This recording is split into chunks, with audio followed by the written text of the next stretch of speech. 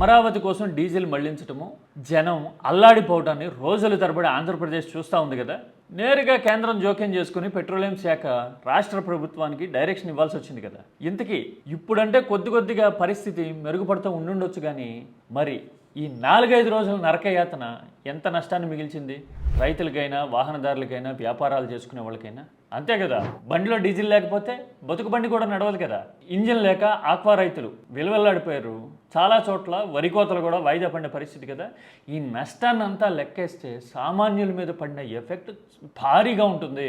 కోట్ల రూపాయల్లో. ఎన్ని కోట్లు అంటే చూడండి, ఇలా వైసీపీ నాయకులు బొత్స సత్యనారాయణ లాంటి సీనియర్లు ఇలా సుదీర్ఘంగా పోస్టులు పెడతా ఉన్నారు కదా.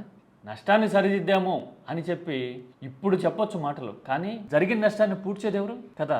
పైగా ఇండస్ట్రియల్ డీజిల్ని రీటైల్లో కొనాలి అంటే లీటర్ మీద 50 రూపాయలకి పైగా తేడా వస్తుంది కదా.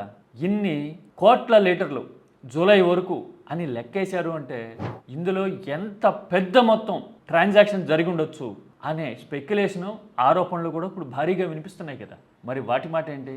ఈ లెక్కలన్నీ చూస్తే ఒక్కటే అనిపిస్తుంది, సామాన్యుడి జీవితం చిందరవందరైపోయింది డీజిల్ కొరత వల్ల.